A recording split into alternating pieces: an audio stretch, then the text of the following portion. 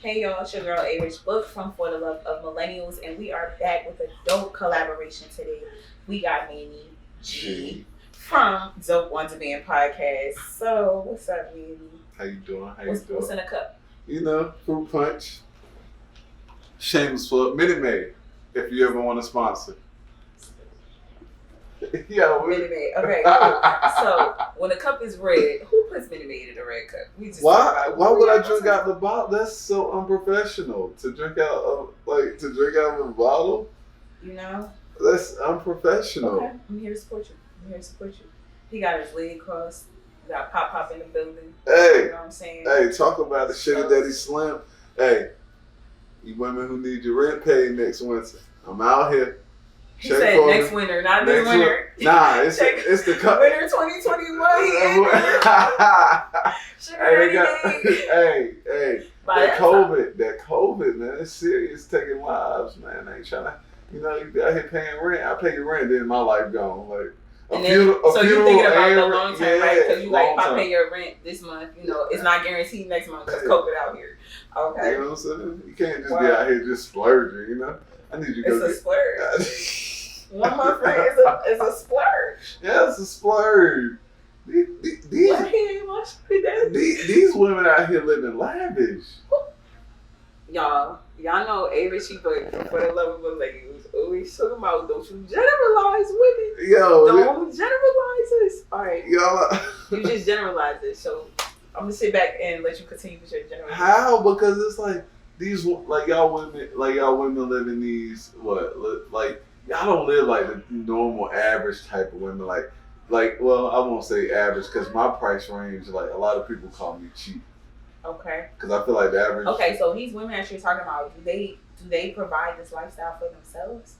In a way, yeah. But but then it's also like don't act like y'all don't have them meals where y'all be taking pictures of them 5-star meals, but y'all cut half of it out. And who paying for it? Whoever the man is at the time. I pay for my own shit. Oh. You coming. That's why I'm like, you cannot generalize all women. Like, I can't remember the last time a man paid for my food. Yesterday. Where why you twisted up your word? Look at my phone. Dry. Just because you delete text messages don't they know about. What kind of women you be messing with? Yo. Let's talk about it. Who hurt you? Let's talk about it. Let's talk about it. Who hurt me? Yes. Nobody hurt me. Generalizing women like what? What happened? Nobody hurt me. Because I just asked you. That's not a simple question. You just asked. You said, hey, who? You said. I said, what I say? I asked you a simple question that you refused to answer. But then you start talking about who bought you lunch. Somebody bought you lunch in this past week. Who bought me lunch? I'm trying to ask you who bought me lunch. I don't know. Because today, I just dropped $800 today. 800 on what? For my cars. Ooh. Now okay, you polarized it. Because, I'm just saying. That hurt every single guy out there when she polarized that. That hurts a single male. If you are a single male and you are trying to donate, my Cash App is $Rich Book. Okay, you want to contribute and say that you contributed to my expenses. First of I'm all, an investment. You will get a return. First of all, somebody bought a lunch yesterday, so that's not an investment. What did I even eat yesterday? What'd you eat? Matter of fact, my day was so busy I didn't eat, and then I got to. My day was so busy. What'd you do yesterday? I worked. You worked? Yes. So let me tell you. So I'm in corporate America. I'm an entrepreneur, and I'm also an entrepreneur. And I have an event coming up tomorrow. So people have to come pick up their boxes. I needed to go to the store, get more things for their boxes, and put them together. But ask me if I have a sponsor for that. Do you have a sponsor? No, pay for it out of pocket. So what you talking about? Ooh, okay. So your sugar daddy bought you lunch, but you paid for your sponsors out of pocket. Where's my sugar daddy? That's. I had asked God for one, and then He showed me the mirror, and I was like, "Oh shit, I'm my own sugar daddy." That's a good one. Yeah, I know. But All right, so we're gonna be for real though. So Manny here, not Manny Fresh, Manny G, 103. Talk about it. How we follow you on Instagram? Hey, Manny G. Well, it's Manny.G103 at Instagram. Okay, so you run a podcast too. What podcast do you run? You know, I run Dope on. Thanks for asking. I run Dope on the Man podcast. Coming soon. I run Dope on the Man podcast. Yeah. You know, I fell in love. I fell in love with the podcast world, kind of thing. Whenever I was younger, I really wanted to get into radio, so I didn't do the whole. You ain't do that. You ain't do communications. School, you know what I'm mass saying? communication. You don't even need all that because we got social media. You know, you don't even need it. So I ain't do all that, but I always had an interest in it. And I always felt like, you know, I like to talk shit. So why not get in front of a camera and just pop shit? Like you been popping. I've been popping shit since '91, since I came out. 91. Yep. When your birthday? August 12th. I'm a Leo. Damn. Somebody just said Kim do Leo too. So somebody just put a post out. They were like, "Oh shit, here come all the Leos acting like they never have a birthday before." Hey! It's never a Leo birthday to the next birthday. It's never a Leo. So it's never your birthday then, because when the next birthday comes, that birthday over. So if we live to see it, it is. I mean, because we don't think about the last birthday. The last birthday it's either gonna be epic or it was trash. See, Leos have the benefit of the doubt. Unlike y'all other signs, y'all don't live to the benefit. Y'all don't live to the benefit of the doubt. Like y'all Tauruses, Virgos, Pisces. Whoa, we not gonna talk about Tauruses because Aquarius. Y'all have a trash birthday. Y'all have a trash birthday, and y'all sit up here and be like, "Oh, my homies got me next year." It's always next year. But let a Leo say something. I'm gonna let him talk shit to us. But if a Leo sit up here and have a lame birthday, bet you the same person that they thought that made their birthday lame wasn't there next year. But y'all other signs, y'all still fluctuate with the same people. Not Leos. So I got a real life question. What is up with the generalizations? Like, why are we grouping people together? Because it's a fact. All Leos act the same. Just gonna say it. Just gonna put that out there. Y'all all act the same. All of you. All Leos do not act the same. Yeah. How? Narcissists. How? Consumed with yourself. Wow. No one else's birthday matters. Y'all heard it. We got it on tape. Well, let me tell you something. Being a Leo, let me tell you something. Hey, Leos. Being on Leo. If you single, you need to sit down. And you need to tell that young lady right there. You need to say, hey, young lady, young man, whatever whatever you're into, you need to tell them right there, hey, I'm a gift from God. I'm a Leo. Whoa. That's all you gotta tell them. I think it's between Leos and Scorpios. I don't know. Nah, I don't mess with Scorpios. Scorpios are heartless. Like, they do you dirty. Like, so do Leos. Nah, Leos, at least we show, like, we love you. You know the best sign out there? A Taurus, okay? We are loyal people. We will ride for you. And until you fuck us over, we will always be there for you. So, therefore, we have settled this conversation. Taurus game. Taurus. Okay? We out here. Taurus still owe me $20. Taurus. Call your mama. Work it out. Mama's a Cancer, I think. Yeah. That's July, yeah. Cancer, yeah. Alright, so I'm gonna stop talking shit. But tell me what Dope on Demand podcast is. I mean, Dope on Demand podcast is just a podcast of where it's like we're transitioning where, we're sharing thoughts on, the music business, I say the music industry, the music business. I mean, we're gonna do a lot of shit talking. Like, to me, my one thing I've always wanted to do, I always wanted to have like a round table where everybody discuss their top 5. Yeah. Top 5 MCs, what you like, you know what I'm saying? That's dope. And I've always kind of wanted to put that platform. And then it's like another thing, just get people like that, like me in high school. I was the man. I was the man, In high school? In high school. How did you meet? You went to class? I ain't have to go to class to be a champion. I was the man out there on the track. But it's just stories. Oh, so you ran track? Yeah. Okay. But it's stories so like an athlete. I was. But you be talking shit about me and fruit though. I'm not big on fruit. You know me, man. I was one of them kids. Like, I was blessed. I was gifted. So it was like I eat a Snickers and a Gatorade, and I go out there. I'm good. A couple of honey buns and a Sprite. Yo. And you know what I'm saying? Wow. Hey, shout out Aaron Anderson. You ate them 12 honey buns. You ate them 12 honey buns and went out there and ran that 48. You need some fruit, and the 400. You need some water. You want some of my water? Nah. Okay. I got You got Minute Maid. Minute Maid for Okay. brunch. I'm here to support you. I support you. Shameless plug, you know? Okay. So, dope on demand is like, what's your catchphrase? You know, why be average when you can be dope? So what does dope mean though? Dope is an expression of who you like. Dope to express who you are as a person. Like what, like as an individual. Like a lot of people try to separate themselves in the sense of like, who am I as a person? Like because we all get caught up at a young age. Like me, when I was, I say me, I was blessed or the less fortunate. Like me at 9 and 10. Oh, I wanted to be this person. I wanted to be this person. But in reality, I realized me wanting to be somebody else never showed my true inner dopeness. I was just average because everybody wanted to be like that other person. Yeah.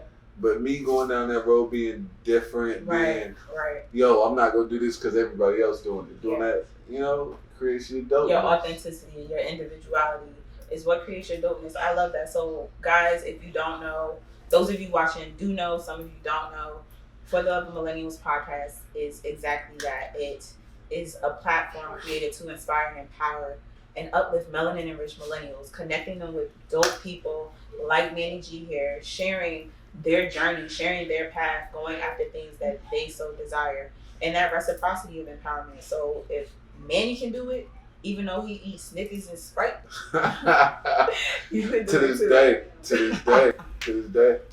Facts. So where you want to go from here? You know, I mean, where do I want to go from It's your world. I'm just living in it. You know, where I want to go from here, I mean, you know, what's next is to hopefully generate enough following and create a buzz where it's radio, you know?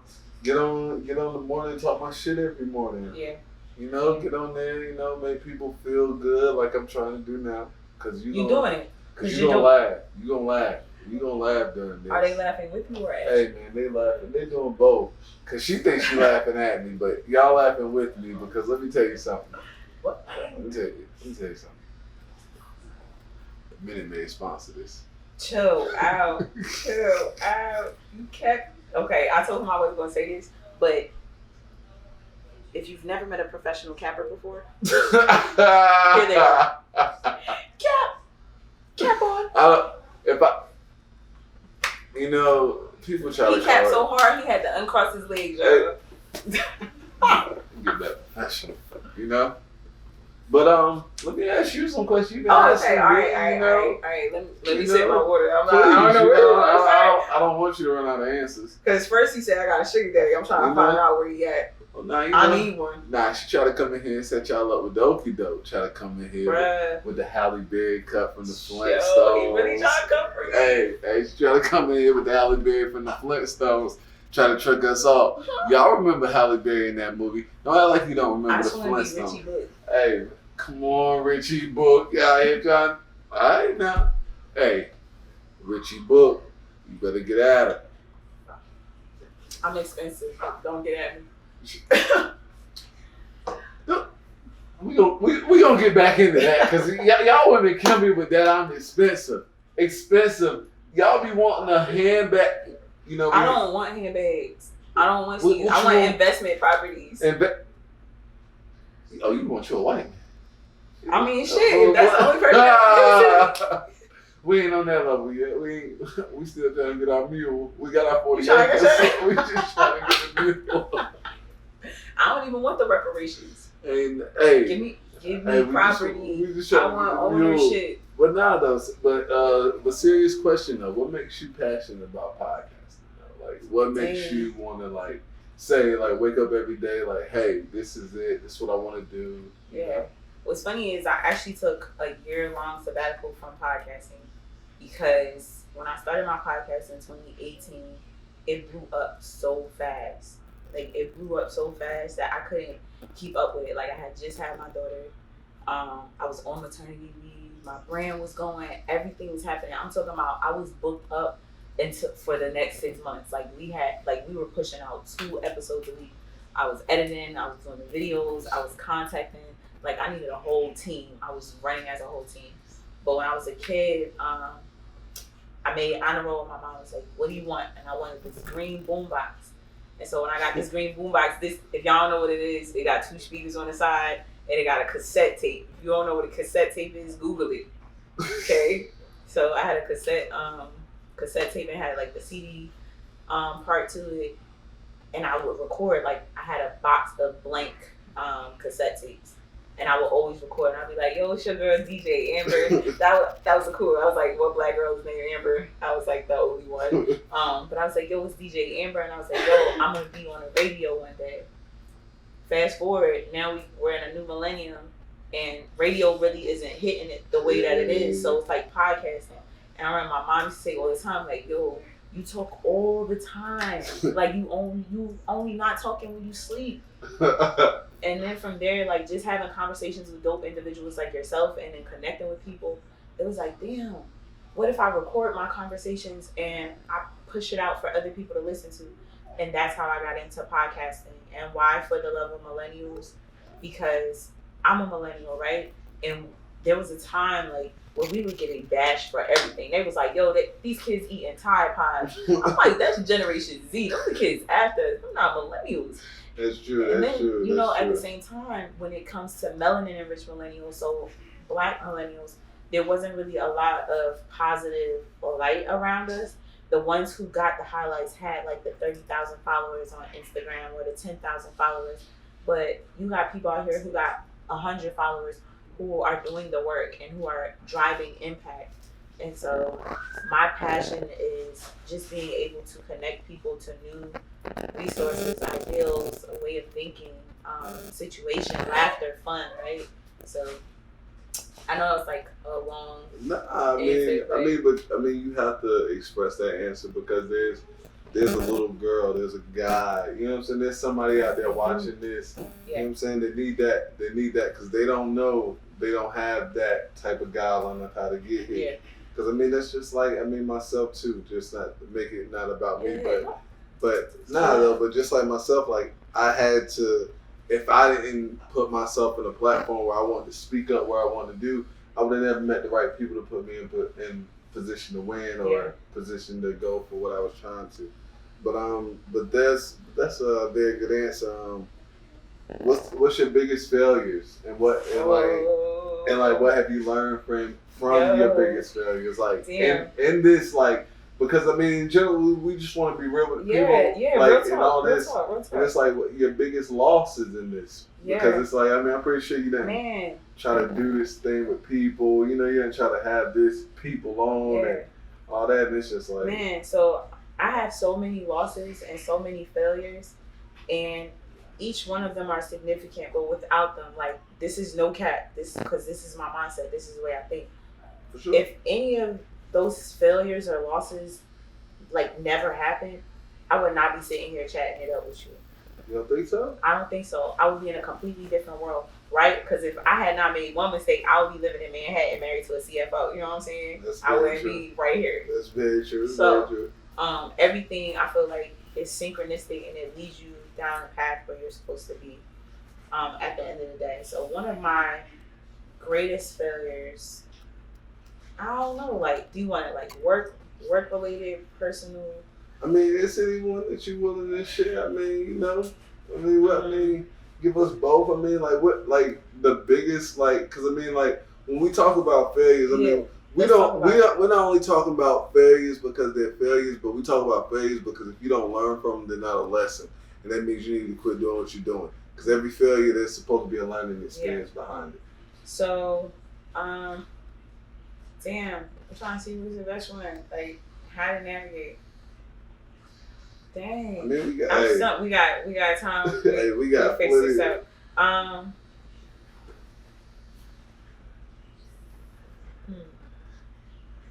Well, in 2013, I was in a car accident. So from this failure, how I got into the car accident, I overcorrected my wheel, and it was the day where the state issued like, everybody stay home, stay off the road.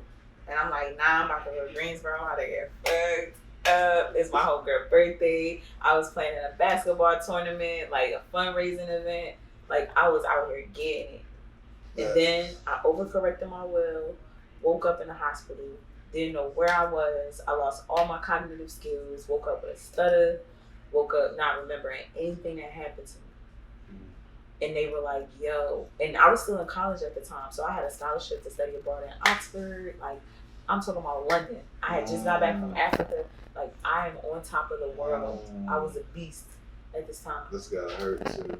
It hurt. And I had to medically withdraw from school. But on top of that, y'all, like, I woke up and I was in so much pain. I'm like, can y'all please give me some medicine? And the nurse comes in and she's like, we can't give you anything, or we're trying to figure out what to give you. The doctor's coming back.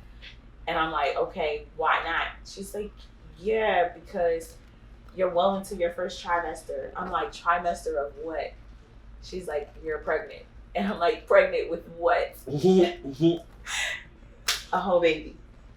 Had no idea. Like, I'm like, my mom walks in, my boyfriend at the time walks in, I'm hysterical. They're both like, oh, you can get another car, it's okay, you can go back to school. Nah.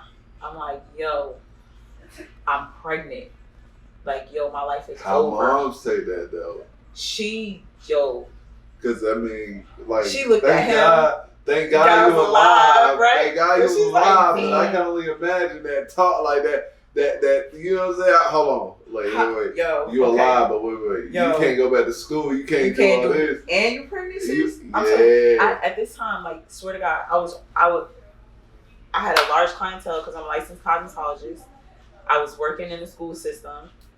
I had my own house. I had my own car. Like, I'm a boss at this time. Like, you can't tell me nothing. Talk about it. And some people might say this is not a failure, but in this, I lost everything. When I talk about I had to become fully dependent, I couldn't even put my shoes on by myself, because if I bent over, my equilibrium was off. Like, I could fall, and at this point, it's a risk because now I'm carrying another life.